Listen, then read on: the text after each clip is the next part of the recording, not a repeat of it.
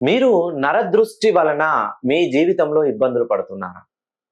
ఎందుకనంటే నరదృష్టికి నాపరాయి సైతం 16 ఒక్కలవుతుంది. మానవ మాతృలు మీకెంత?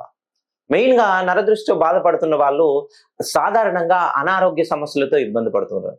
చాలా మంది పిల్లలకి అనుకోకుండా ఆరోగ్యపరమైనటువంటి సమస్యలొస్తాయి. ప్రమాదాల బారిన పడుతుంటారు. ఏదైనా జర్నీ చేస్తే ప్రతిసారి ఆరోగ్యం మందగించడం. ఇంట్లో ఎవరికో ఒకరికి ఖచ్చితంగా ఆరోగ్యపరమైనటువంటి సమస్యలు ఏర్పడతాయి. ఎప్పుడు ఇరుగు పొరుగు వాళ్ళతో, రక్త సంబంధీకులతో మెయిన్‌గా రక్త సంబంధం ఎవరినైతే వీళ్ళు నమ్మి చేరదీస్తారో వాళ్ళతో వాగ్వాదాలు చోటు చేసుకుంటారు. వ్యాపారం ప్రారంభిస్తే మొదట్లో బానే ఉంటుంది. ఎప్పుడైతే వీళ్ళు కష్టపడతారో వీళ్ళ కష్టాన్ని చూసి ఓర్వలేక వాళ్ళు ఎవరినైతే చేరదీస్తారో వాళ్ళ చేతిలోనే ఎక్కువగా వీళ్ళు అవమానాలు గురి చేస్తుంటారు.